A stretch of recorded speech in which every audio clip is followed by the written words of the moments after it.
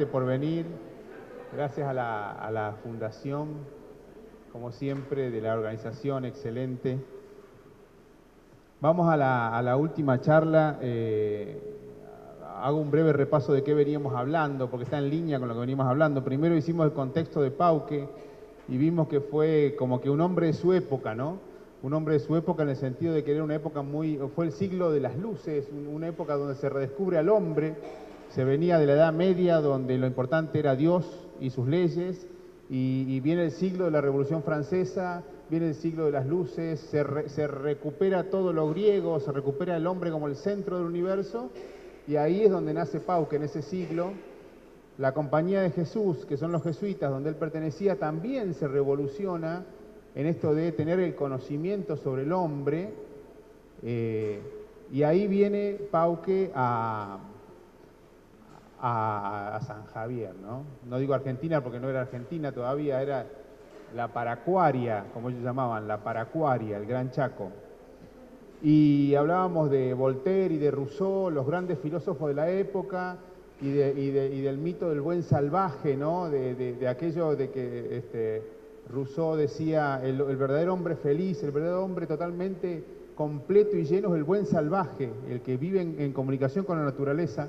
Lo decía a contramano de todo el avance que había tenido en su momento el conocimiento en base a la religión. Y bueno, Pauque es de esa época. Y después vimos el contexto del pueblo mocoví, que yo siempre me gustan los guaycurúes o el pueblo chaqueño, porque veíamos que la cosmovisión del Chaco era muy particular. Decíamos que los mocovíes, como los tobas, como los guaycurúes, como los avipones, eran lo que se llama amazónicos, porque se conoce hasta ahora, siempre se está descubriendo nuevas cosas, ¿no? Pero se conoce que salimos de África, como lo dijimos, salimos de África y dimos la vuelta al mundo hasta que llegamos al último, uno de los últimos lugares que el hombre llega es Argentina, sur de Chile, Australia, los lugares más lejanos. Le llevó 80.000 años dar esa vuelta. Y hace relativamente poco tiempo que estamos acá, decíamos hace 10.000, 11.000 años que como seres humanos estamos acá, en esta zona. Y vinieron del norte, pasan por Alaska, vienen por Estados Unidos y vienen como dos grandes ramas, ¿no? La rama amazónica, que viene por el Amazonas, y la rama andina, que viene por los Andes. Y ustedes ven la cultura muy diferente. Ustedes imagínense los incas, los aztecas, imperios con mucho desarrollo imperial, con grandes pirámides, y los amazónicos, es decir, pueblos que no hacían grandes imperios, que eran comunidades pequeñas, muy guerreros, pero muy guerreros no para construir imperios, sino muy guerreros perpetuamente entre las pequeñas tribus, con algunas características muy particulares, mucho manejo del agua, mucho manejo de la caza, de la pesca, y de ahí vienen los pueblos mocovíes, de la rama amazónica, los tupí guaraní, los tupimambá, todos los grandes pueblos que vienen hoy se encuentran en Brasil, en Bolivia, en parte de todo el norte de Argentina y todo el litoral. Entonces decíamos, el Gran Chaco, Pauque lo dice, los cronistas de la época lo dicen, tenía más de 200 diferentes etnias, pueblos que convivían.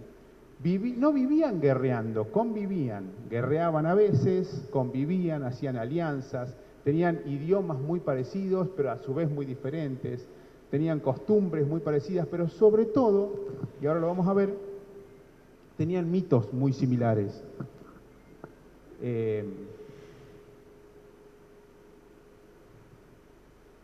Bueno, ahora lo busco de vuelta. Tenían mitos muy similares. Vamos a definir brevemente qué hablamos cuando hablamos de mitos. Acá, por lo menos durante esta hora que vamos a compartir, mitos no es una mentira. Un mito no es una mentira. Un mito, por el contrario, es una verdad. Es una gran verdad. Cuando se habla de un mito, se habla de una verdad para un pueblo. Cuando nosotros decimos que un pueblo tenía un mito, es una gran verdad. Es mucho más verdad que la realidad. Es mucho más verdad que esta mesa. un mito. Después vemos la diferencia entre un mito, un cuento, una anécdota o otras cosas. Un mito habla siempre, para un pueblo, para una comunidad, habla siempre de lo sagrado. Un mito relata la historia de lo sagrado. Un mito, desde los griegos, todas las culturas que ustedes se pueden imaginar tienen mitos. Y cuentan sus mitos. Cuando cuentan sus mitos, cuentan la historia de lo sagrado. Y siempre los mitos tienen que ver por qué estamos acá, cómo llegamos a la tierra, por qué somos lo que somos, por qué hay un hombre y una mujer, por qué hay una familia, por qué hay un fuego, por qué hacemos este ritual o aquel otro ritual, ¿no? Eso son los mitos. Ustedes imagínense, se conocen muy bien los mitos de los griegos, los mitos de los aztecas, los mitos de los egipcios, se conocen muy bien, ustedes van y está todo, porque ellos escribían sus mitos. Entonces se pudo recuperar el dios Sol. La historia del Sol para los aztecas y para los mayas es la historia de su cultura. El dios Sol nos hizo hombres, nos trajo a la tierra, el dios Sol nos enseñó a sembrar, nos enseñó que había un hombre, una mujer, la mujer apareció de tal forma, el hombre apareció de tal forma. Siempre hay un conflicto, casi siempre hay gemelos o mellizos en conflicto, Caín y Abel. Ustedes en los mitos pueden referirse siempre a la Biblia. No estoy hablando de una cuestión religiosa, estoy hablando de una cuestión histórica de la Biblia. Se pueden referir al conflicto entre hermanos, al conflicto con la naturaleza, al conflicto entre el hombre y la mujer. Permanentemente los mitos van resolviendo eso, pero explican la realidad psíquica y real de un pueblo como los mocovíes mucho más que cualquier otra explicación. Es decir, un mito nunca es una mentira. Un mito es más real que la realidad. Luego hay desprendimiento de los mitos, como pueden ser una fábula. Una fábula que eran parte de los mitos, como por ejemplo, bueno, ¿por qué el avestruz tiene dos patas y tiene plumas? Es una fábula.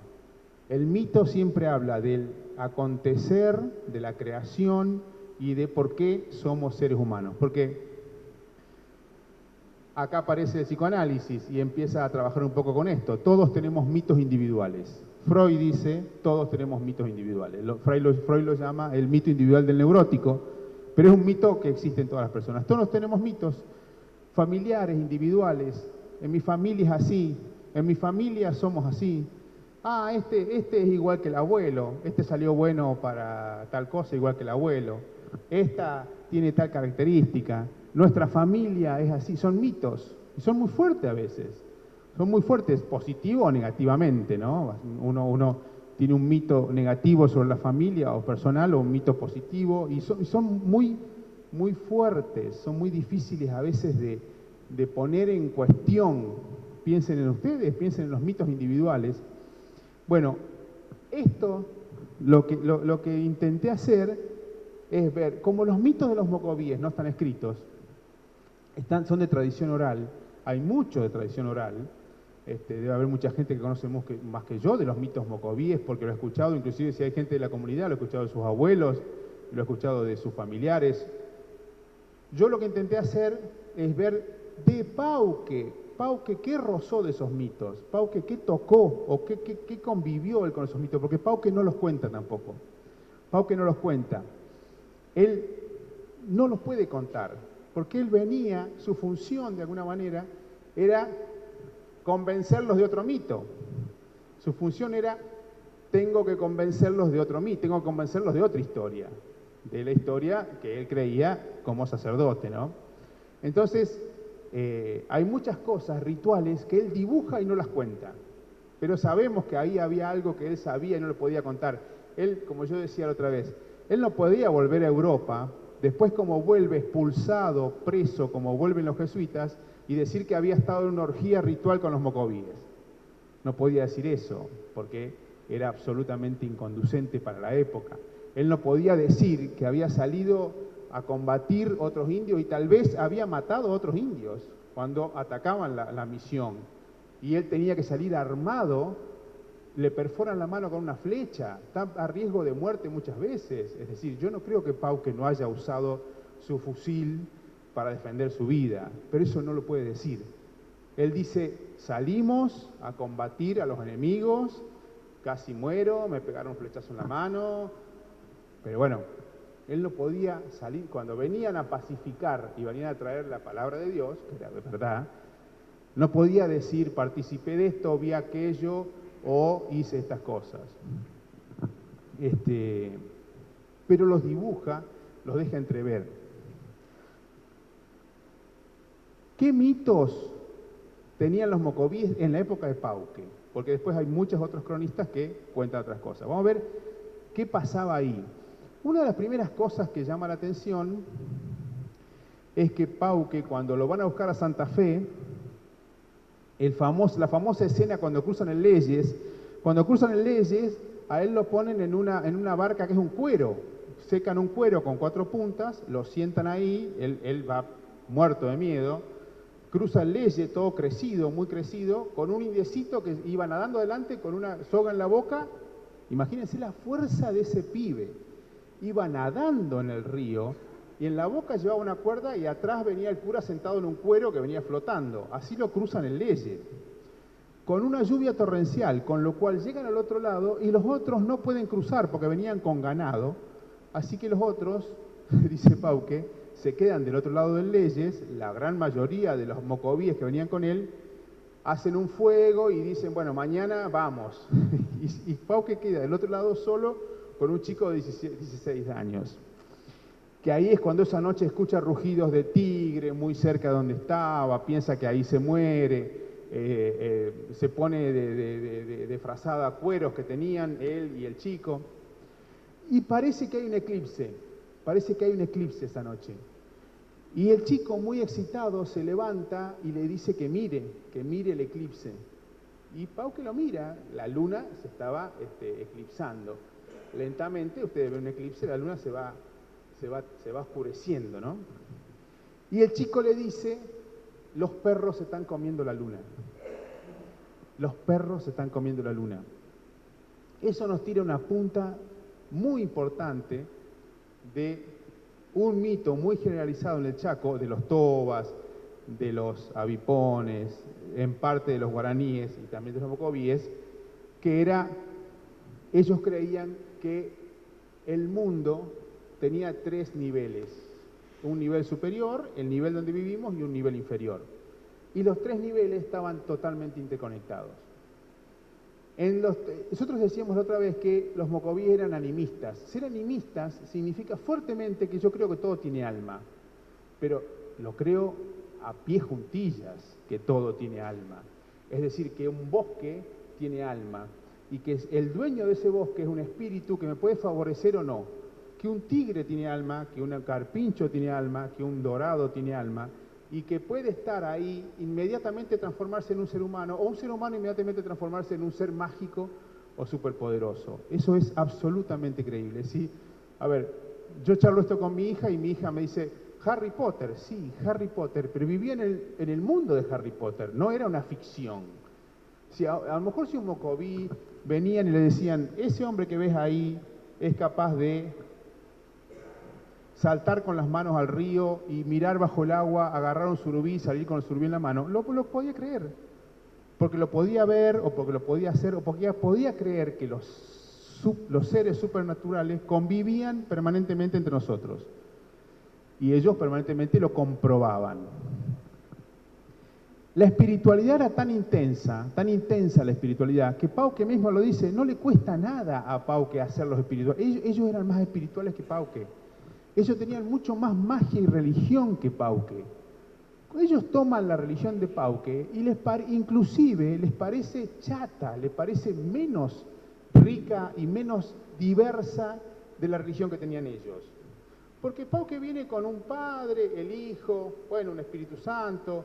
Ellos tenían una religión mucho más rica, seres mucho más importantes y mucho más ecológica. Esto que decíamos, una laguna podía tener un espíritu que sea muy avaro y yo no pescar nunca nada en esa laguna. O podía ser un espíritu que a mí me favoreciera y yo soy el que siempre pesco en esa laguna. Había un espíritu que a mí me favorecía. Yo podía hacer rituales a la laguna, a un bosque, a un animal, a un árbol. Estos tres niveles, según la cosmogonía chaqueña, no lo cuenta Pauque, pero cuando dice los perros se comen la luna, ya nos tira una punta. Esta cosmogonía entre lo superior, el nivel donde vivimos, y lo inferior, cuentan, estaba unida por un gran árbol que tenía la copa muy, muy arriba y las raíces muy abajo. Entonces los seres superiores podían subir y bajar permanentemente por los tres planos y comunicarse. Entonces los hombres vivíamos absolutamente felices y en paz porque estábamos comunicados por los tres niveles. Los espíritus subían y bajaban por el árbol, los demonios estaban abajo, los espíritus más benignos arriba, y eso era mucho antes, es muy parecido, pero mucho antes a la Biblia, ¿eh? Esto es, por lo menos mucho antes de que llegue la Biblia acá. Vivíamos en el paraíso, hasta que en un momento, como siempre, hay una crisis. Ese árbol se prende fuego porque alguien no cumple un ritual. Lo hago corto. Alguien no cumple un ritual, ese árbol se pierde fuego y perdemos la conexión entre los espíritus, los muertos y el plano donde vivimos.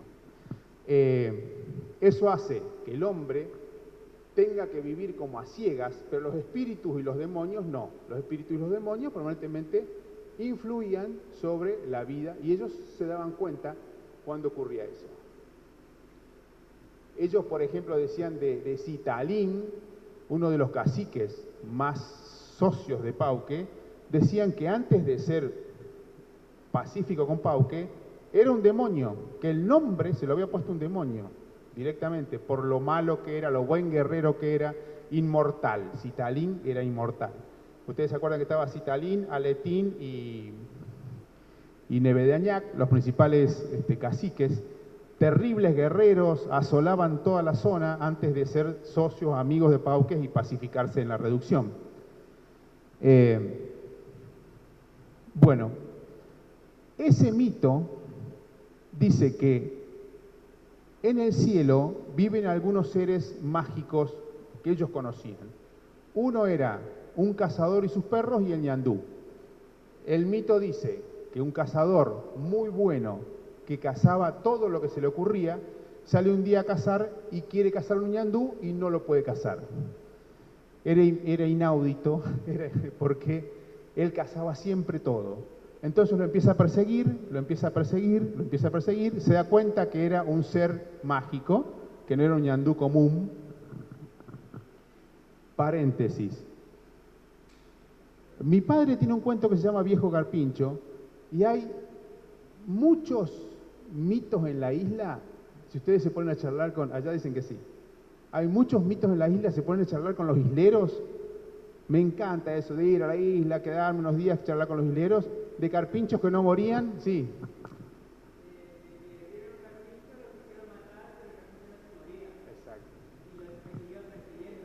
Exacto. O de surubí que no los pueden pescar, o de potros que no los pueden domar, porque a la noche rompen todos los lazos y rompen, o sea, siempre existe la posibilidad de que un ser común, un animal o un ser humano, sea algo mágico, sea algo extraordinario. Así empieza el mito. Un gran cazador sale a cazar, encuentra un ñandú, no lo puede cazar, lo persigue un día, 2 días, 3 días. El hombre se transforma en un ser mágico también, con sus perros, llega al horizonte y el ñandú levanta vuelo y el ñandú es la Cruz del Sur.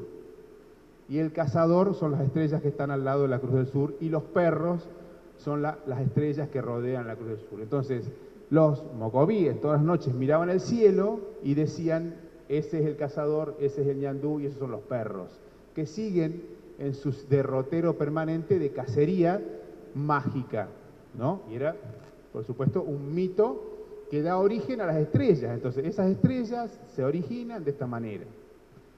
Por eso el chico le dice, los perros están comiendo la luna. Sin duda, tenían esta gran historia mítica involucrada en la historia.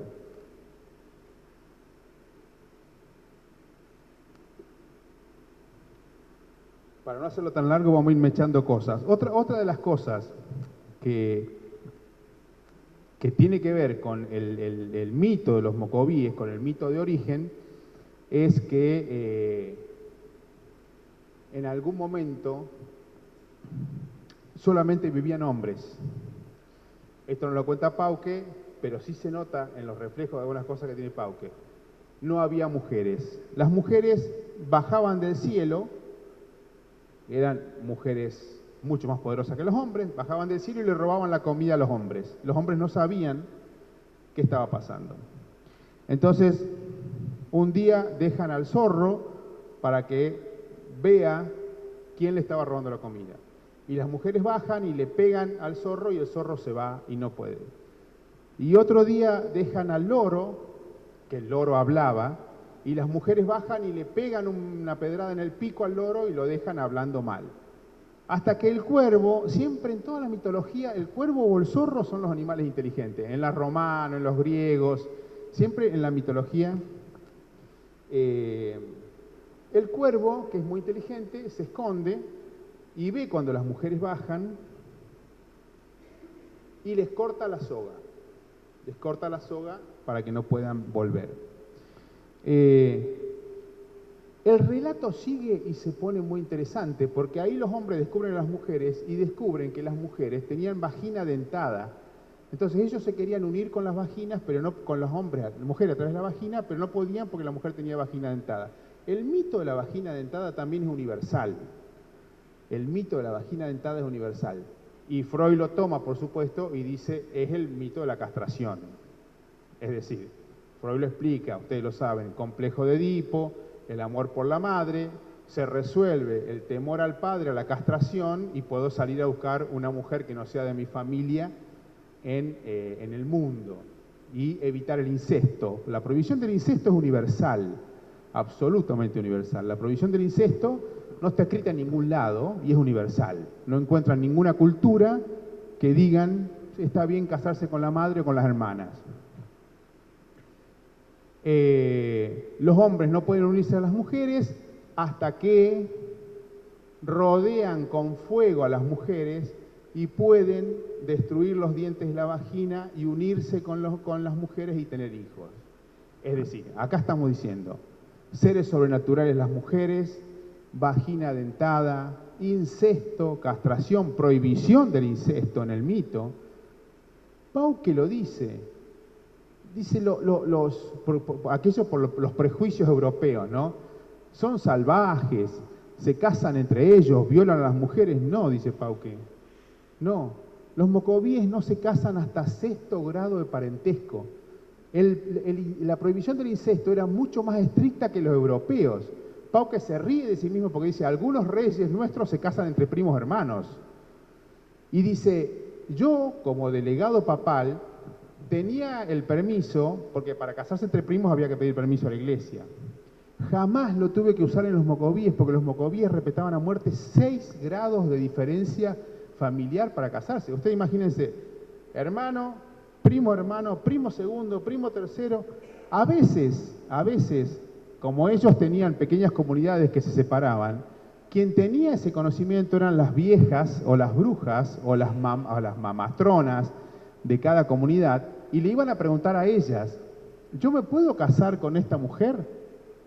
No, le decía, porque es prima tuya, en 6º grado. Voy listo, inmediatamente pasaba a ser una prohibición. O sí, te podés casar, porque no es prima tuya o no es pariente. Ellas decían, inmediatamente decían, es mi hermana. Inmediatamente decían, y Pau que lo comenté, es mi hermana. Así sea 6º grado de familiaridad. El mito cuenta el origen de las estrellas, cuenta el origen del hombre y la mujer, cuenta la prohibición del incesto. Y como habíamos dicho en la charla anterior, los mocovíes eran un pueblo fuertemente guerrero y su valor más importante era la valentía. Ser valiente era su valor más importante, muy, muy importante. Había rituales desde que los niños eran muy pequeños para estimular la valentía. Ustedes también saben y conocen el hecho de por qué no castigaban a sus hijos. Pauque queda muy asombrado, pero la respuesta que le da un padre es genial. En la cultura de ellos, lo más importante era el valor, era ser un guerrero, soportar el dolor y soportar permanentemente la penuria que me puede dar la guerra. Entonces, él ve que un hijo, un chico de 15 años le pega al padre muy mal, le deja la cabeza morada, y el padre se viene a quejar. Y Pauke le dice, ¿por qué vos no pones orden? ¿Por qué vos no lo castigás? Y el padre le dice, no lo castigue nunca, ni lo voy a castigar, porque si lo castigo yo, lo va a castigar cualquiera. O sea, ellos criaban guerreros a tal punto de que no se lo podía castigar. Si el chico a los 15 años le quería pegar a los padres, le podía pegar, porque lo más importante era que sea valiente. No podía tener miedo, o sea, el padre lo podía pegar, el padre si quería, lo podía castigar. Bueno, Pauke hace todo un trabajo con eso, y empiezan, acude a los caciques, los caciques lo llaman al chico, como que lo avergüenzan, bueno, empieza eso. Pero la cultura, igual que las mujeres no se podían casar hasta que no estén totalmente producidas. Producirse significaba, desde muy joven, arrancarse los pelos hasta la mitad de la cabeza y tatuarse toda la cara, desde que tenían 10 años, que no se tatuaban con hoy puntitas con tinta, se tatuaban con un método que se llama escarificación. La escarificación es levantar un pedazo de piel y que la cicatriz luego se tiñe con colores y que es muy doloroso. Entonces, si una mujer muy bella, para aquella época era una mujer que estaba muy tatuada, es decir, podía soportar mucho dolor. Era muy deseable porque podía ser muy valiente. Ustedes saben que las mujeres peleaban a la par de los hombres en la guerra. Entonces, fuertemente esta cultura guerrera, muy pacíficos si no había que pelear, muy pacíficos, Pauke lo dice, nunca había un problema, pero cuando eran guerreros eran terribles guerreros.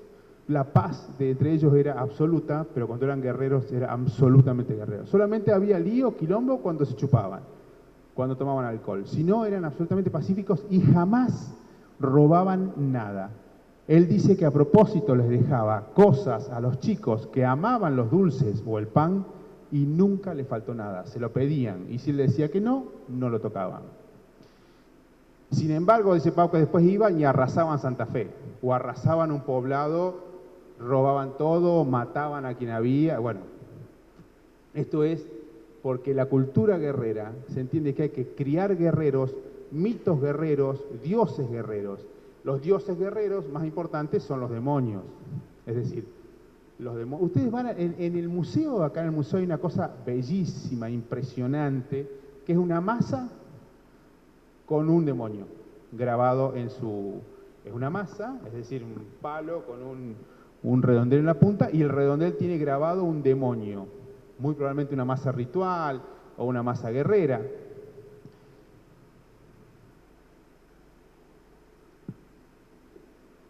¿Por qué los demonios? ¿Por qué el mito de los demonios? Porque la cultura, el culto más importante de los mocovíes era a los muertos. El culto más importante era a los muertos. Había un impresionante culto a los muertos. Es decir, el muerto seguía conviviendo entre los vivos, pero el muerto tiene un periodo donde envidia a los vivos y quiere hacernos mal. ¿Por qué? Porque ha dejado de estar entre los vivos. Entonces, hay todo un proceso donde tengo que reconquistar el amor del muerto con rituales, como llevándole comida a la tumba, haciendo ritos, o no nombrándolo, no se nombraba más al muerto. La palabra que designaba el nombre del muerto desaparecía del lenguaje. Esto es muy impresionante. Si un indio se llamaba tigre, si un indio se llamaba aguja, porque podían tener cualquier nombre, y ese indio moría, el tigre cambiaba de nombre. No se podía nombrar nunca más la palabra tigre. Había muerto tigre, pero también el tigre animal tenía que cambiarse el nombre. Pauke lo relata en una cosa que también que él le causa gracia. Muere un indio que se llamaba Muerte. Todas las tardes iban a la iglesia y rezaban los mandamientos. Entonces, uno guiaba y decía, bueno, honrarás a tu Dios, honrarás a tu padre y a tu madre. Quinto mandamiento, no matarás. Cuando uno dice, no matar, Pauke dice, no matarás en mocoví, porque Pauque le explicaba todo el Mocoví, le tradujo los 10 mandamientos del Mocoví, no contestan. Pauque dice de vuelta al Mocoví, no matarás, no contestan. Entonces Pauque, que ya conocía las reglas, llama a la anciana y le pregunta, ¿por qué no contestan? No se puede decir más la palabra muerte, porque murió muerte. ¿Y cómo es ahora?, le dice Pauque. Y la anciana le dice la nueva palabra. Entonces Pauque dice el quinto mandamiento con la nueva palabra y todos responden. Eso es tener en el lenguaje todo, todo, todo. En el lenguaje estaba todo. Es decir, yo no podía nombrar a los muertos porque los muertos seguían usando ese nombre en el otro mundo y el otro mundo estaba entre nosotros. Es decir, ese muerto podía matarme si yo usaba su nombre, porque eso también pasaba. Un muerto que yo odiaba o que yo amaba podía del otro lado hacerme el bien o hacerme el mal. Muy fuertemente, muy creíble. Todavía eso queda en nosotros. Ustedes saben que nosotros tenemos algunas metáforas para nombrar a los muertos. No nombramos muchos a los muertos. Se dice, bueno, finado que en paz descanse. Se tiene una cosa todavía que hace ruido con eso de, bueno, por supuesto, el culto a los muertos es muy fuerte. Y en ese momento era vívido el culto a los muertos. Vamos a ver una de las cosas que dibuja Pauque y no la sabe explicar, porque por supuesto él estaba para otra cosa. Esto que dibuja acá se llama el matador de garganta.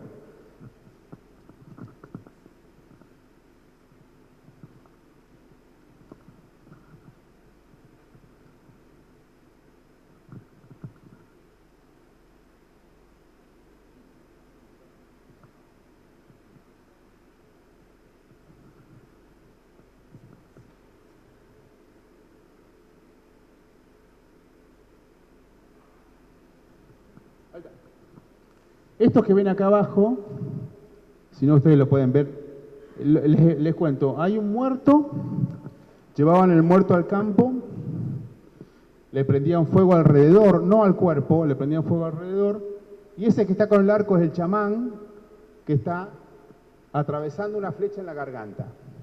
El texto de Pauque dice, matador de garganta, que atraviesa una flecha del muerto para que quien lo mató muera también. Ellos no creían en la muerte natural. Nadie moría de muerte natural. Siempre alguien se moría porque alguien le había hecho un daño. Le había hecho un daño a distancia, ¿no? Esto de la muerte lo vamos a aplicar un poco más. Siempre que alguien moría era porque alguien me había hecho un daño. No existía la muerte natural. Si alguien moría, iban un día y estaba muerto, iban al brujo y le preguntaban quién lo mató.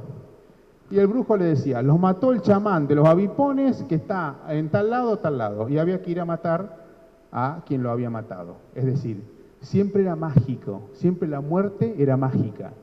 No había forma que entiendan que era una muerte natural. Si venía alguien a caballo y se desnucaba porque se cayó el caballo, no era un accidente. Alguien lo había matado por un ritual mágico de otro chamán, otro brujo o del odio.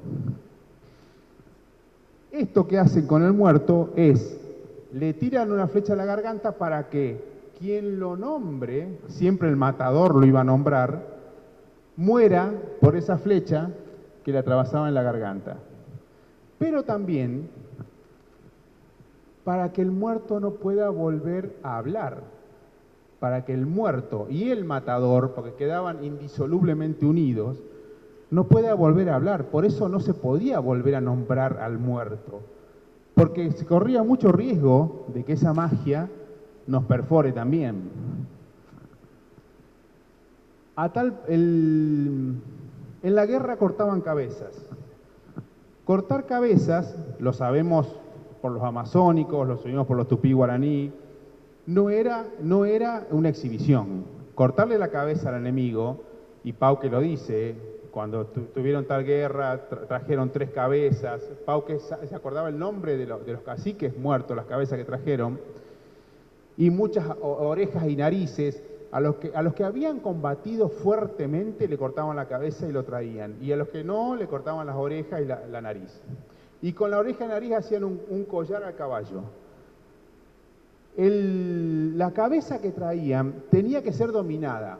Tenía que ser dominada. Es decir, le sacaban el cuero cabelludo y ese cuero cabelludo lo empezaban a procesarlo espiritualmente para transformar ese muerto en un benefactor y no en un enemigo. Porque ustedes imagínense que con tanta mitología, con tanta creencia en los muertos, si yo maté a alguien desde el otro mundo, me podía hacer mucho daño. Entonces yo tenía que, alguien tan valiente, traer su cabeza y dominarla. Entonces, Pauque no tiene que haber sabido nunca esto, o si lo supo, no se podía poner a escribirlo, porque les digo, él estaba para otra cosa. Lo sabemos por cronistas de tribus muy parecidas, del Gran Chaco, del sur de Brasil. Eran procesos de hasta 3 o 4 años que tenían que ir haciendo trabajos sobre el espíritu de ese guerrero para transformarlo en un guerrero y me dé su fuerza, me transmita su fuerza, su valentía. Eran antropófagos rituales, es decir, con el mismo concepto. Si había alguien que había combatido mucho o era muy valiente, se podía comer ritualmente algo de carne humana en el sentido de incorporar ese espíritu, esa fuerza muscular, ese valor en mí. Jamás era antropófago para alimentarse. No necesitaban comer carne humana para alimentarse. Yo les contaba en la charla anterior que lo que necesitaban de energía en el día para alimentarse eran 3 horas. En 3 horas ellos se buscaban el sustento que necesitaban porque había tanto animal, tantas raíces, tanto fruto, tanto pescado, que ellos con muy poca... Y el resto del día disfrutaban de su familia, de su tribu, etc. La pasaban mal cuando había inundaciones, la pasaban muy mal. Morían de hambre cuando había sequía, morían de hambre.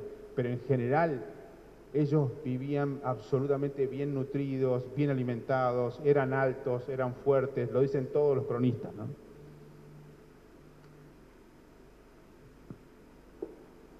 El matador de garganta. El matador de garganta y una posible explicación al matador de garganta. Acá arriba del matador de garganta se ve a alguien que está acostado y alguien con un garrote que le está pegando. Eso es donde él explica que mataban a los enfermos o mataban a los viejos. Esto también era muy frecuente y tiene toda una explicación mítica muy fuerte. No se podía ir alguien de este mundo debilitado. Ellos mataban a los bebés que nacían enfermos o deformes, los mataban, y mataban a los viejos o a los enfermos. Los mataban de esa manera, con un garrote ritual, porque Pauque dice, me llama mucho la atención, que matan a sus padres que están enfermos o a sus abuelos e inmediatamente lloran desconsoladamente, hacen un ritual de luto de 3 días, se desgarran llorando, lloran sin parar y lo duelan y lo sufren y lo mataron ellos, decía Pauque. Él no podía entender eso. Lo mataron y lo duelan, lo lloran, lo entierran, hacen todo el ritual con un sufrimiento terrible, igual que si se hubiera muerto de otra cosa. El mito más importante detrás de esto es, nadie puede irse débil de este mundo, porque si se debilita el cuerpo, se debilita el espíritu. Si un espíritu se va débil al otro mundo, no va a sobrevivir en el otro mundo. Y lo peor que puede pasarle a una persona es no sobrevivir en el otro mundo, porque el otro mundo es de felicidad, es donde hay mucha casa, viven cazando, viven de fiesta, es el paraíso.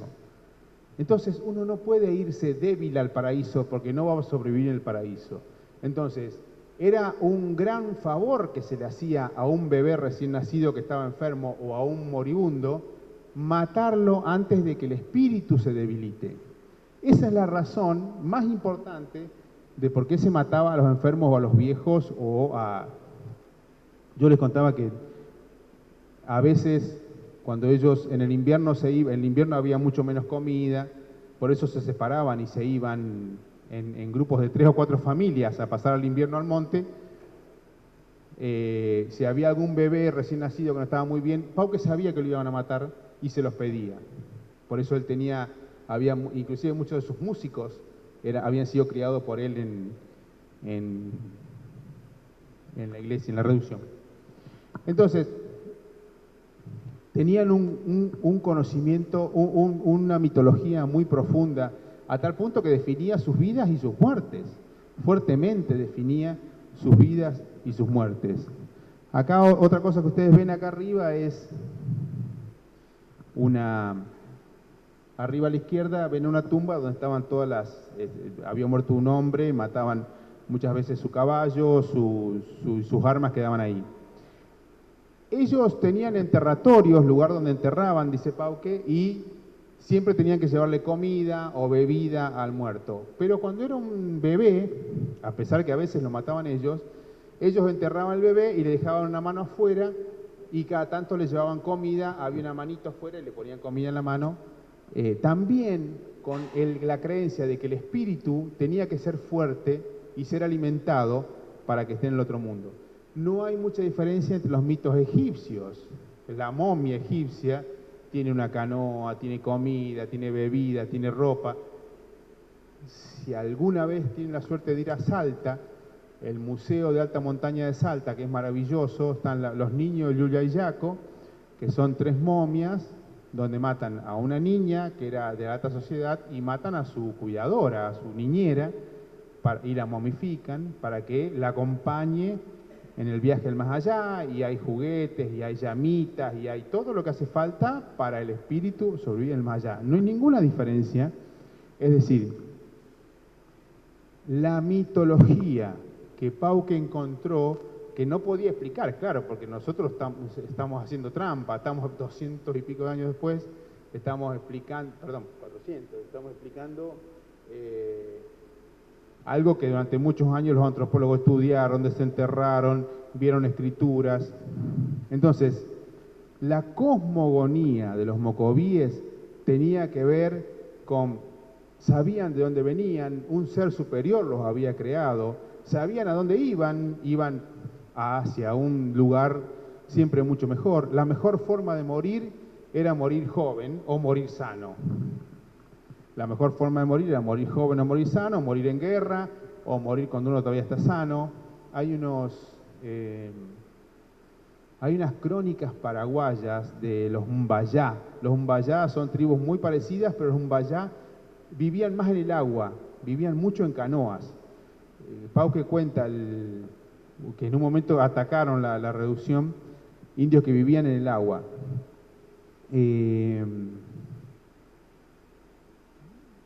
Que cuentan que tenían como uno de los aborígenes que era el encargado de matar a los que empezaban a envejecer.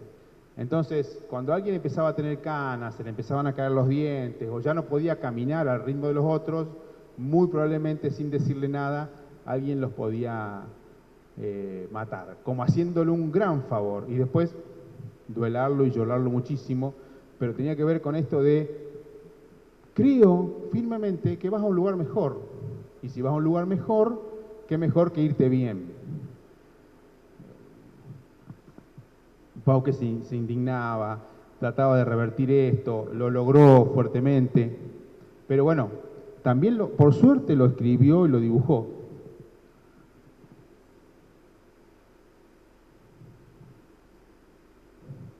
De los animales más sagrados, los pájaros, porque eran los únicos que podían convivir entre casi los tres niveles, por lo menos en el nivel superior, donde estaban los seres superiores, y el actual, donde vivimos nosotros, los pájaros.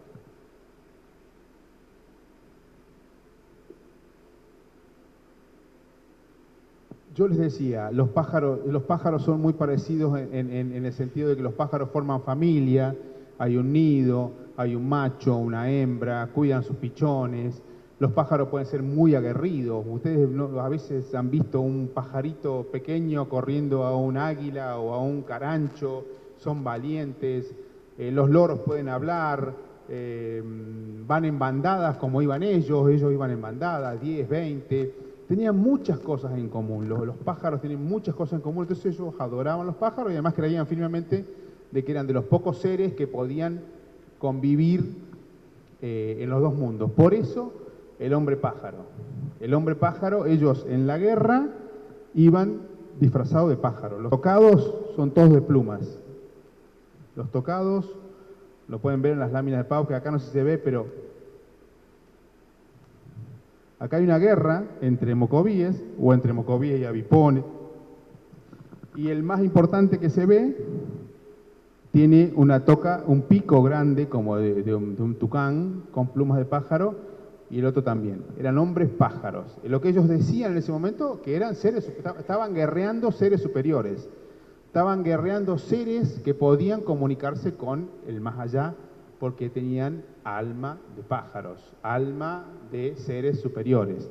Los que están en el museo son maravillosos. El hombre pájaro que está en tamaño natural en el museo, de rojo y negro, y el hombre pájaro. Y el hombre pájaro se ve en todas las culturas, en todas las culturas. En las cuevas en Francia, del Lescaut, de las cuevas que tienen las pinturas rupestres más antiguas de la humanidad, que son los bisontes, y en España también, los hombres cazando bisontes, hay uno que va de hombre pájaro, ¿no? Hay uno que va con plumas, va de hombre pájaro. Después, bueno, los aborígenes de las series de los Yankees, de Far West, todo eso, estaban como exagerados, pero sí, también.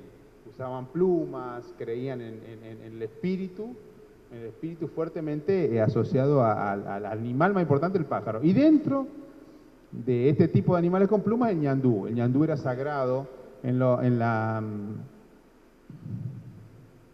el dibujo de Pauque de cuando viene el gobernador. Hay un montón de ñandúes, chiquitos, grandes, por todo el pueblo. Hay un montón de ñandúes. ¿Quién sustentaba esta religión? Fundamentalmente los chamanes o las chamanas o las brujas eran quien sustentaba esta religión. Ellos curaban. Pauque combate mucho curaban, eran curanderas, pero en realidad curaban desde el mito, fuertemente desde el ritual. Ellos, como creían que la enfermedad te la había puesto otro chamán, el chamán lo que tenía que hacer era sacarle el mal que le había puesto otro chamán. Entonces curaban por chupar o soplar. Soplaban sobre el lugar que le dolía o chupaban. Pauque se enoja mucho, dice que eran mentirosos, pero los mocovíes sabían que era una mentira, pero era un ritual, no era una mentira. La bruja venía con la mano un huesito de pato, un huesito de venado, y hacía un tajito y empezaba a chupar esa sangre, soplaba, hacía humo, chupaba, y él le había dicho, el otro chamán te metió un hueso dentro del cuerpo, o te metió un payé. Un payé, ¿saben lo que es? Un payé es un objeto que es mágico, que yo llevo conmigo o meto a otra persona para hacer el mal. El payé, acá en el museo también hay payé, era algo que a veces se lo ponían bajo la piel o lo podía llevar en la ropa, que era una especie de santo pagano que me protegía permanentemente. Entonces, el chamán le decía, yo te lo voy a sacar. Entonces, el chamán recitaba todo el proceso por el que iban a pasar, convocaba a espíritus que lo ayuden, ayudantes espirituales, y en un momento que estabas con la sangre chupando, sacaba el hueso y le decía, esto es lo que tenías. Pauque dice, mentira, lo tenías en la mano, qué sé yo, y entonces la echa. Pero todos sabían que eso era mentira. Lo importante es que se curaban, o no, porque el ritual era ancestral. O sea, ellos creían fuertemente que tenían un mal que le había hecho otro hechicero y que ese mal se curaba si le sacaban el hueso. Con la doctora acá presente, que no me deja mentir, como dicen los mentirosos, y creo que muchos de ustedes que trabajan en salud, sabemos el poder de la sugestión. Sabemos muy bien el poder de la sugestión, el poder de un placebo,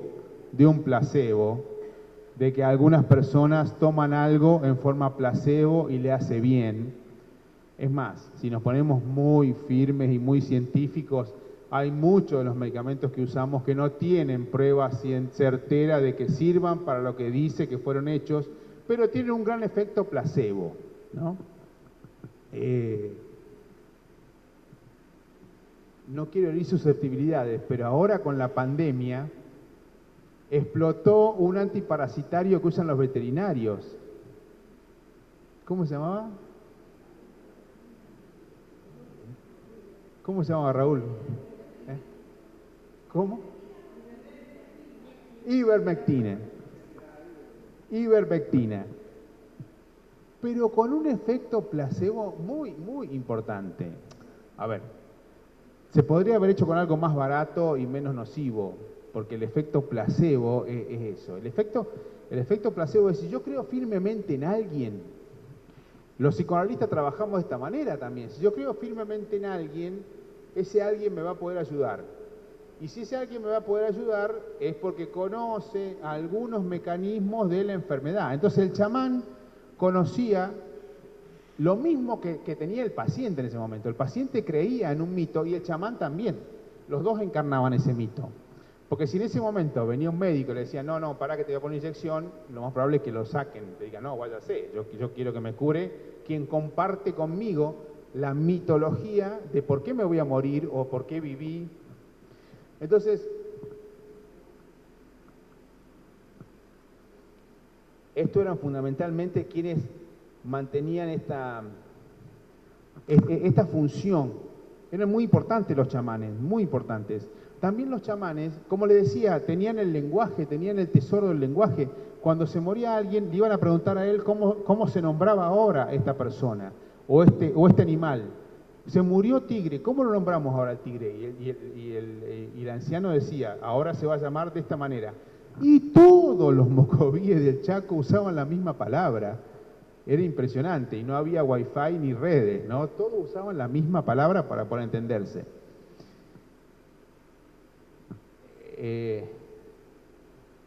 También le preguntaban si se podían casar, si eran parientes o no, por la ley del incesto. Y también le preguntaban qué nombre tenía el bebé. Cuando nacía un bebé, y eso Pau que lo describe, iban a preguntarle qué nombre tenía. Y la bruja, el chamán, la anciana, le hacía una entrevista a la madre.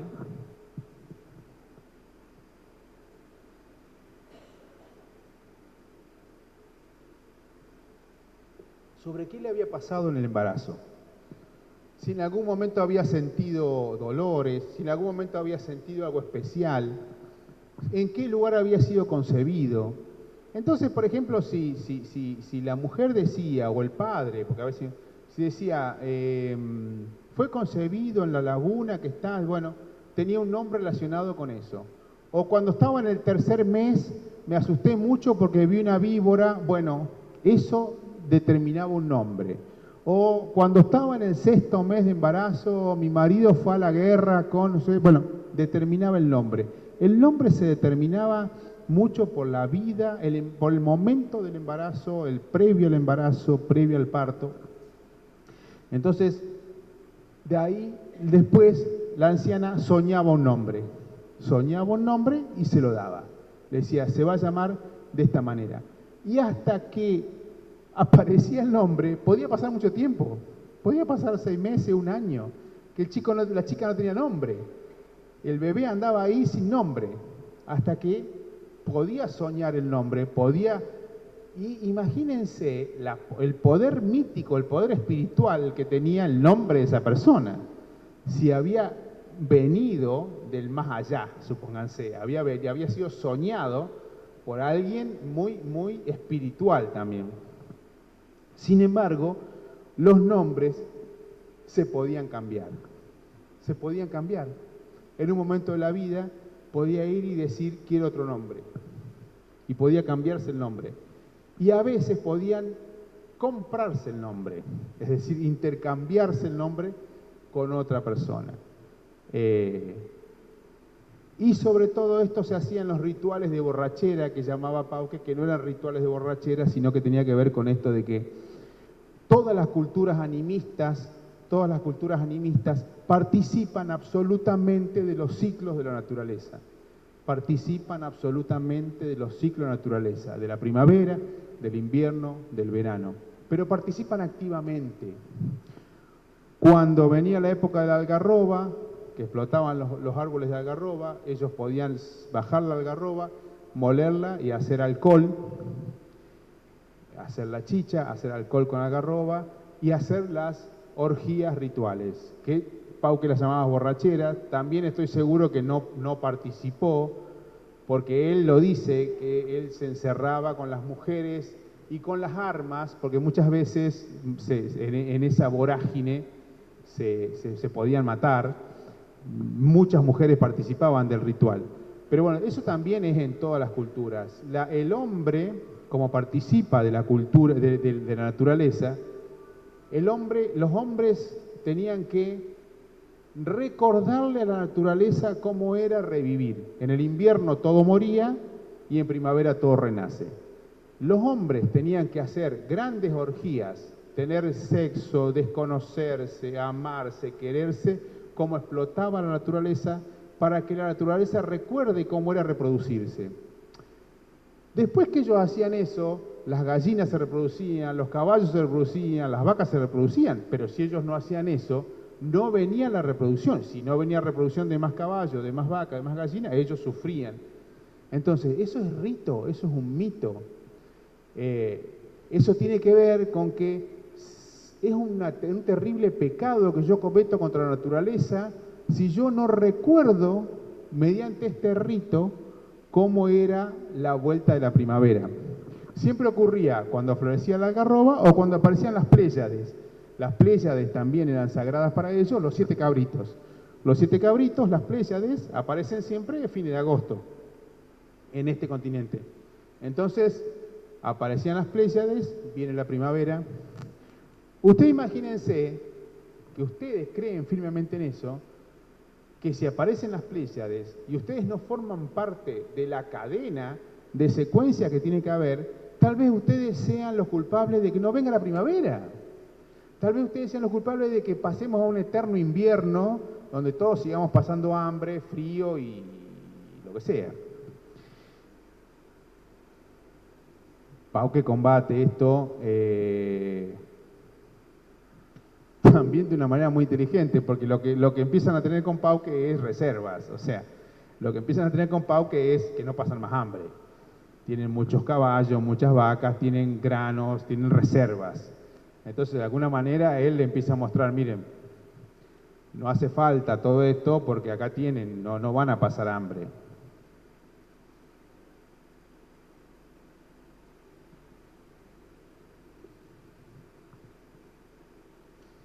Entonces ya pasamos como 3 o 4, no son muchos los cuadros de mitos.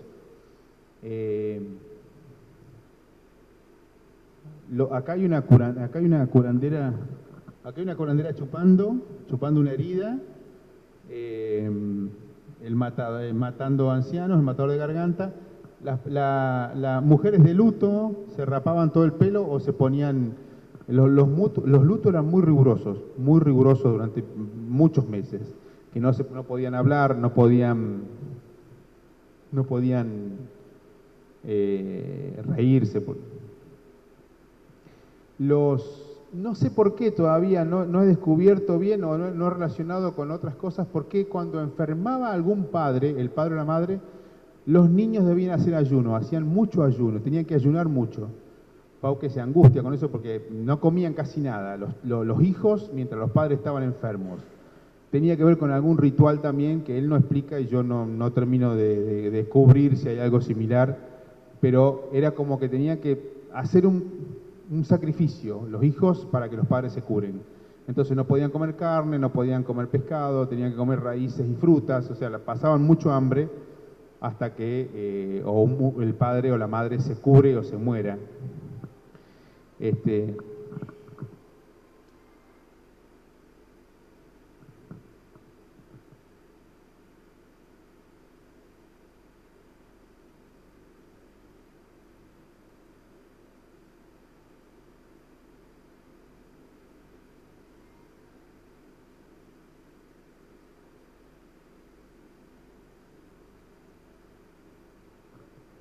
Bueno, como conclusión, y para poco abrir la discusión, el mundo espiritual y mítico de los mocovíes era muy complejo, muy importante, los abarcaba a todos. La historia mítica explicaba absolutamente todo lo que ellos vivían. No tenían dudas, a ellos veían algo que podía parecer sobrenatural y no les llamaba la atención porque convivían con los seres sobrenaturales, convivían con el espíritu de sus muertos, convivían con seres naturales, espíritus permanentes, que eran buenos o que eran malos. La magia, permanentemente la magia, la enfermedad, la muerte tenía que ver con la magia, tenía que ver con el que yo pueda tener algo espiritual más fuerte que el otro, o pueda defenderme a través de lo espiritual. Ellos a Pauqui lo consideran un gran chamán, fundamentalmente un gran chamán, porque curaba, curaba con los medios de la época. Por ejemplo, hay un caso donde había un aborigen de otra tribu, creo que era Avipón, no me acuerdo bien, que en una discusión lo lancean hasta el punto que tenía las tripas fuera. Y Pauqui va y lo cose con lo que tenía y lo lava con vinagre y agua. Dice, bueno, lo cocí por las dudas y sobrevivió. Entonces quedó como un brujo espectacular, no quedó como un cirujano, quedó como un brujo espectacular, porque podía hacer eso. Y otra cosa es que cuando él hace, imagínense el culto a los pájaros que tenían, Pauqui hace un organito con sonido de los pájaros. Él empieza a tocar y entonces todos dijeron, bueno, esto es el sumum, porque tiene dentro del piano el espíritu de los pájaros, porque tocaba el organito y sonaba como el trino de los pájaros. Entonces, es su principal llamador a misa, pero los aborígenes venían porque había un brujo que hacía sonar el trino de los pájaros dentro del piano. Entonces, eso era absolutamente convocante masivamente. Y algo muy importante, que eso es furiosamente importante, el culto a los muertos que trae el catolicismo es mucho más importante que el que tenían los mocovíes. El culto a los muertos del catolicismo es fuerte, ¿no? La tumba, la cruz. Imagínense que cuando Pauqui viene y les dice ese San Francisco Javier o ese San Ignacio Loyola, eran muertos, eran cultos muertos. Porque los mocovíes, pero tal vez está vivo, no, están muertos, hace 200 años que habían muerto. El culto a los muertos, el cementerio que hace Pauqui, el cementerio que hace al lado de la iglesia, era solamente para los muertos bautizados. Entonces, nadie quería quedar fuera de ese cementerio. Porque si yo voy a estar en el cementerio, donde voy a estar con Dios y con los santos, con el culto a los muertos de los mocovíes, que tenía que ver con que el muerto me puede hacer daño o el muerto me puede favorecer, imagínense lo que significaba estar enterrado en el cementerio donde Pauqui te autorizaba, digamos, acá va a estar. Entonces eso le permitió que muchos salvajes vengan y digan, sí, quiero ser parte de la reducción, pero cuando me muera me enterrás ahí. Sí, le decía Pauqui, si te bautizás, cuando te morís te entierro acá.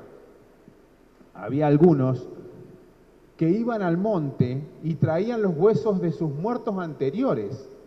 Traían los huesos de todos sus muertos anteriores y le decían, queremos que esté acá.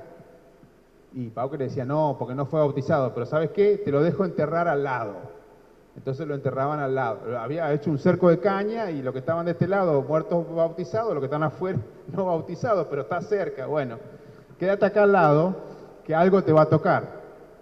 Es decir, no era que tenían alimentos, no necesitaban que los alimenten. Se alimentaban mucho mejor que cualquier español porque sabían cazar. No necesitaban que los ayuden a hacer su casa, no, fue fundamentalmente espiritual, parece que tenés una magia más fuerte que la mía, de hecho tenés una magia más fuerte que la mía, distinta y más potente en algún aspecto. Pero bueno, no voy a hablar más quiero que charlemos.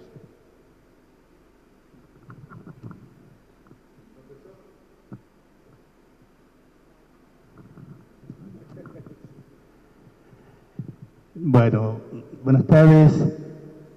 Yo me acuerdo que cuando se inauguró la Escuela de San Francisco, hace más de 30 años, que Lelo Benavides fue el primer representante legal, bueno, Sarita la secretaria, y él nos dio un par de charlas sobre San Francisco Javier, su obra allá en Oriente, ¿no es cierto?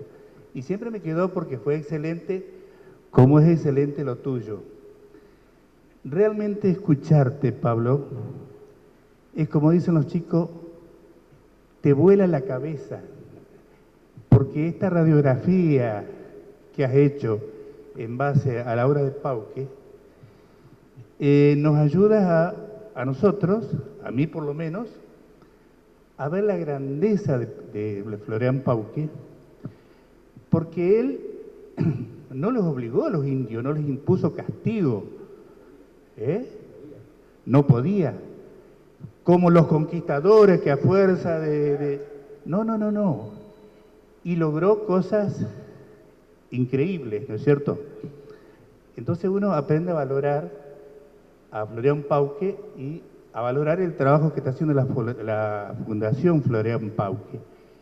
Y con respecto a los mitos, hay un verso de Julio Mío que habla de versos al indio que llevo, ¿la conoces? Y donde habla de la muerte de un indio. Y el relator, en contacto con el indio, va diciendo, degollamos su caballo, viera qué caballo lindo para que galopar pudiera de estrella en estrella, tranquilo. Y entonces, ¿cómo están relacionadas las culturas? Porque los egipcios, cuando se moría el faraón, mataban a todos los sirvientes. Y bueno, acá también mataban el caballo, le ponían la lanza con que pescaba, le ponían el latagá, porque había sido algarrobero, como dice. Entonces, y lo mismo que el tema, eran bravos los mocovíes. Y realmente Pauque se las tuvo que ingeniar. Eran como los espartanos, eran guerreros. En Esparta, cuando había un recién nacido que no tenía condiciones para ser soldado, ¿qué le hacían? Lo mataban. Y para terminar, me acuerdo de la charla anterior, cuando Pauque va a la choza del indio que no quería trabajar. Y el indio le dice, pero el trabajo es cosa menor, yo soy guerrero. Y para demostrar el valor, se atraviesa los labios con una espina. Entonces, eso es extraordinario. Así que te felicito, Pablo, en nombre de los sangioverinos, y te digo que lástima que eso de considerar al trabajo en un segundo plano de los indios, un poco nos quedó a nosotros. Por suerte. Así que te agradezco muchísimo y realmente lo tuyo es impresionante. Nunca había una exposición de la obra de Pauque enfocada desde las láminas, el escrito, sino tu visión como médico, como psicólogo, como psiquiatra. Así que felicitaciones y te pido un aplauso para Pablo.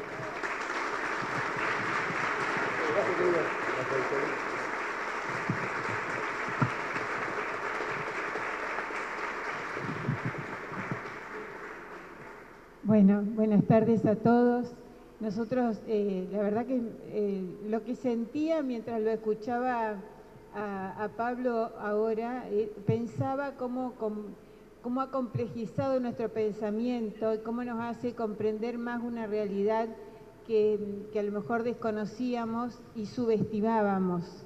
Entonces, me parece que un poco ahí está el valor que tiene el conocer, el hecho de poder comprender esa otra realidad en toda la complejidad que tiene y, bueno, integrarla, asumirla desde ese valor y desde esa perspectiva. Así que, bueno, yo le agradezco muchísimo a Pablo estas charlas. Les agradezco muchísimo a ustedes la presencia, porque hoy no era el mejor día para venir a reflexionar sobre la historia, y sin embargo, bueno, otra vez nos han acompañado mucho público, mucha gente joven que se acerca y que se problematiza por esta temática. Así que, bueno, muy, muy contentos nosotros, muy agradecidos.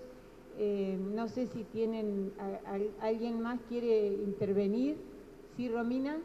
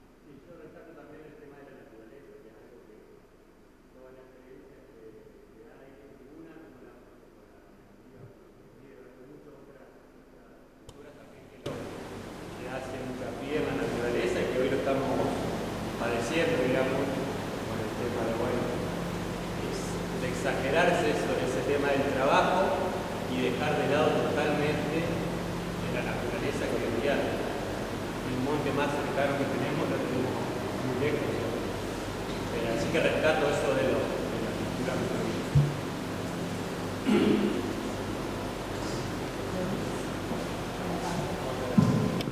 Hola, soy Liliana Fabro y medio pariente de Pablo también, fue mi papá.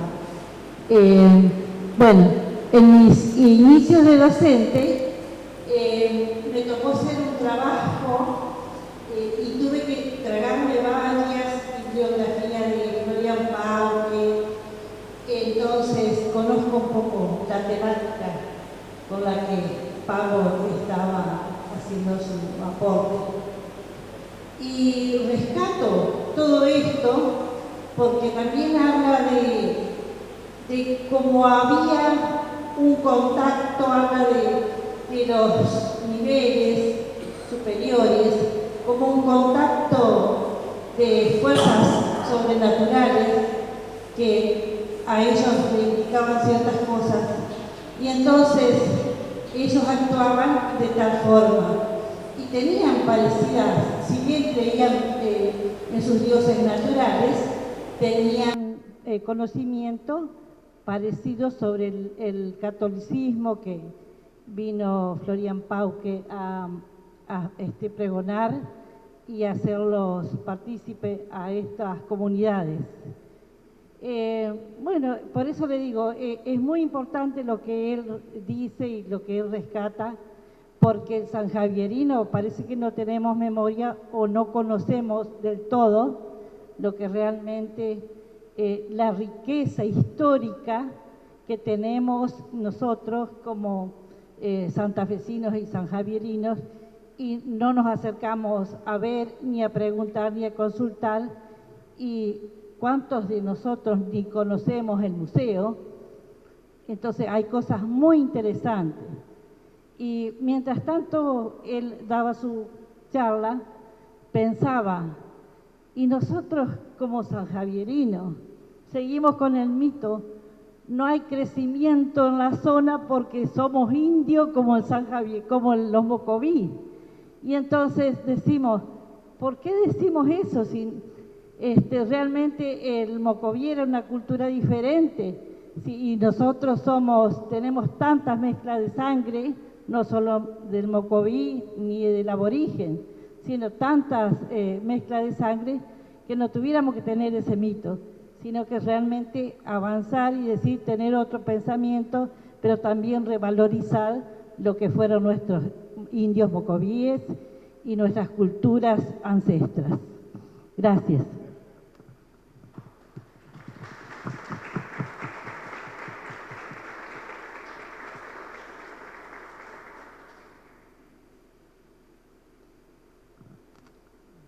Por ahí me olvidé decir esto de que una de las cosas que hirió de muerte a esta cultura tan espiritual, me parece que fue que le hayan impedido o hayan perdido los ritos, estos ritos que ellos hacían, ¿no?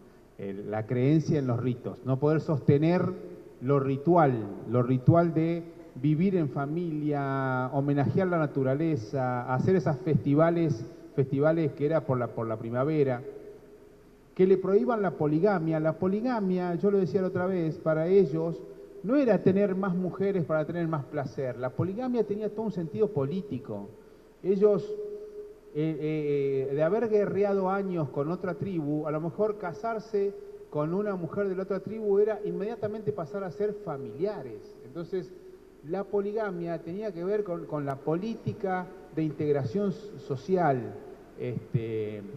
Y por supuesto, como decían acá, en ese monte había un espíritu que ellos adoraban. Cuando desaparece el monte o cuando desaparece la laguna, ellos empiezan a perder la referencia espiritual más importante que tiene la naturaleza. Para ellos la ecología no era una cuestión política, era su vida.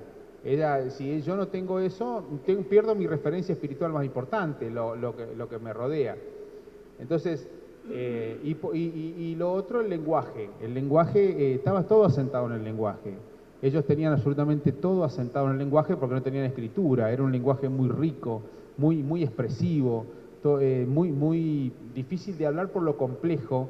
Y como yo siempre digo, ellos no decían un árbol, tenían que decir en el lenguaje qué tipo de árbol era, qué fruto tenía, si era árbol para madera, no era árbol para madera, si era joven, si era viejo, porque tenían que tener en el lenguaje el uso de ese árbol, igual que los animales, igual que el agua, igual que el viento, igual que las nubes. Es decir, ellos absolutamente todo estaba en el lenguaje. A tal punto que los caciques tenían que ser valientes, pero todos eran valientes. Tenían que ser fuertes, pero todos eran fuertes.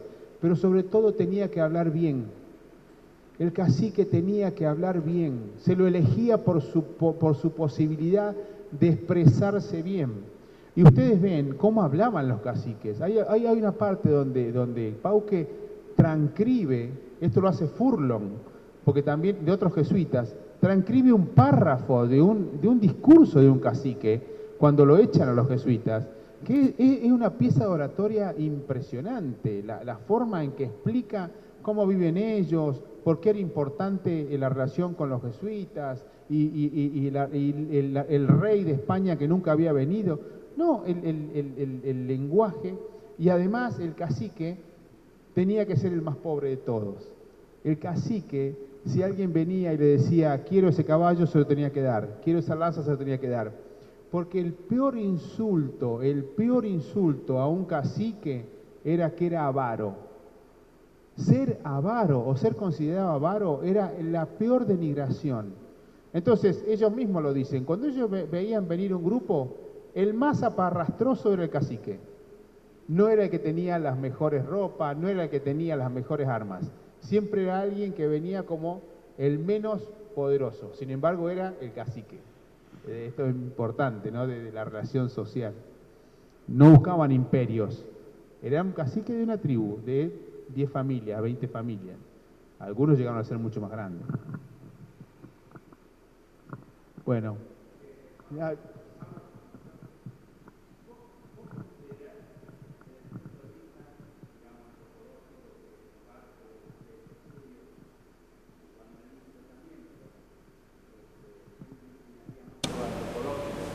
los mitos, aún sabiendo que son mitos, digamos, en la comprensión íntima de cada etnia o de cada nación, de cada grupo, porque ahora tomamos lo de los COVID, que lo tenemos cerca y ya se ha escuchado. Las anteriores yo no tuve películas por YouTube sanita nomás. Pero yo lo que le quería preguntar, los mitos en definitiva, aún sabiendo que son mitos, son, digamos, herramientas de defensa de vida y de construcción social. Absolutamente. ¿Por qué te pregunto esto? Porque hoy tiene una vigencia, lo que vos decís, en cuanto al intento de la llamada globalización, de destruir los mitos propios situacionales. Esto habla Miguel de Nazaré, si tienen querido Rosario,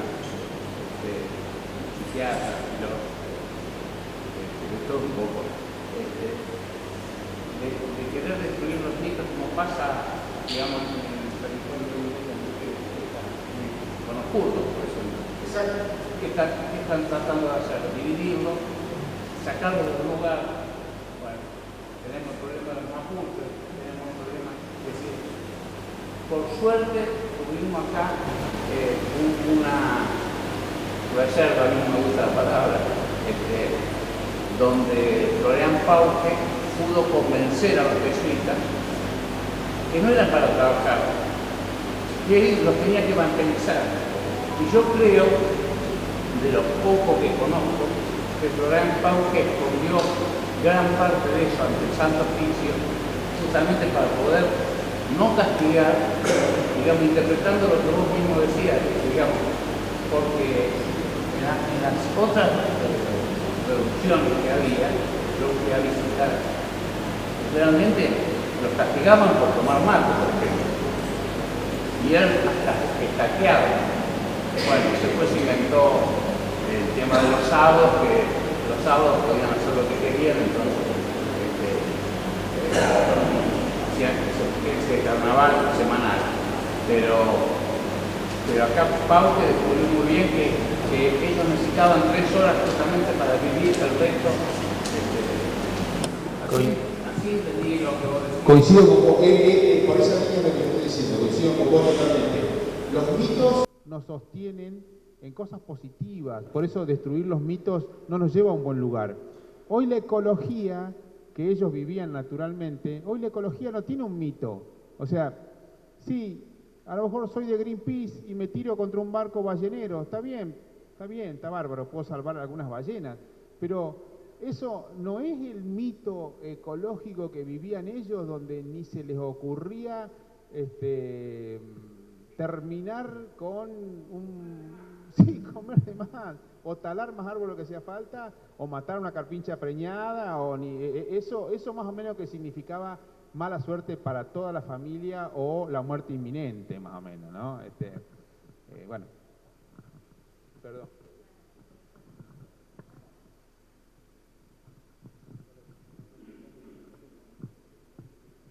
Bueno, en primer lugar, como descendiente y reconociéndome como descendiente de aquellos indios e indias mocoví, porque hay que reconocerse, no públicamente, sino también para uno hacia adentro y encontrarse con uno mismo, que creo que es lo más difícil, encontrarse con uno mismo y decir, esto soy yo, acá estoy yo. Agradecerte por tus explicaciones, por lo que aquello que escribió Florian Pauque y hoy nos podemos reconocer y vernos a nosotros mismos, que nada tenemos que inventar hoy, de aquella historia, de aquello que fuimos y hoy seguimos siendo. Y bueno, agradecer a la Fundación por todo esto, ver la forma de que esto no quede acá y que quede en una grabación y que el año que viene, en un año electivo, que para mí sería la floración más linda de nuestro pueblo mocoví, de que estas cosas se puedan realmente dar en las escuelas y sobre todo a nuestros docentes, que nos empecemos a conocer. Eso sería lo más importante. Y otra de las cosas, pedir, y que lo vivo pidiendo públicamente, nosotros no tenemos nada que inventar, lo tenemos todo a nuestro alcance, con solo 2 pasos llegar a nuestro museo, y al cual, como decía Liliana, muchos de nosotros sabemos que existe un museo, pero nunca hemos entrado a ver la riqueza que tenemos ahí adentro. Y una vez más, de tratar de recuperar toda esa cultura que tenemos y que por favor no la sigan destruyendo. Al contrario, tenemos que rescatarla, tenemos que cuidarla, y públicamente vuelvo a pedir el cierre de esa calle. No más destrucción, porque se va a terminar de destruir lo poco y lo muchísimo que tenemos en nuestro pueblo. Gracias. Gracias, Gabo.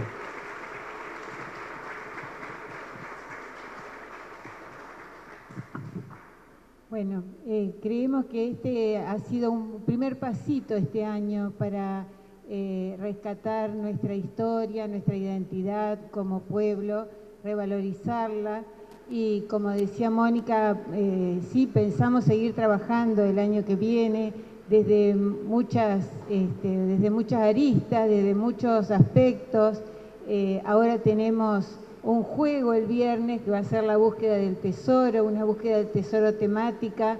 Estamos muy contentos porque hay 26 grupos anotados y les vamos a pedir a los que tengan ganas de anotarse como colaboradores ese día, porque bueno, el clima nos está jugando una mala pasada. El año que viene, si la volvemos a organizar, no va a ser en esta época. Esta vez fue así, se fueron dando las cosas de este año y nos entusiasmamos y quisimos estar presentes en el mes patronal con este juego que cerraba un poco también el trabajo que se hizo durante el año. Así que sí, es un comienzo que no comenzó este año, por lo menos la Fundación ya hace 6 años que venimos trabajando, y sí vemos como hay un despertar en San Javier, una recepción en esto y cada vez más gente interesada, y eso nos compromete más y nos alegra mucho también. Así que bueno, gracias a todos por la presencia bueno, este es la última charla del año, pero habrá más posiblemente el año próximo. Y nuestro sueño también es formarles la Junta de Estudios Históricos de San Javier, poder asomarnos a la historia de San Javier, escribirla entre todos, que no se pierda, y estar dispuestos a investigar y a encontrar sin preconceptos, aún sabiendo que por ahí podemos encontrar cosas que no nos gusten o que no esperábamos encontrar. Pero bueno, eso es parte de la tarea y de la tarea de historiar. Otras localidades más jóvenes tienen ya escrita su historia. Nosotros tenemos una historia muy rica, mucho más antigua, y tenemos que tratar de que no se pierda. Así que bueno, ese es un desafío a largo plazo. Muchísimas gracias a todos por la presencia. Y bueno, nos encontraremos de nuevo el año próximo en otras actividades. Gracias por la respuesta.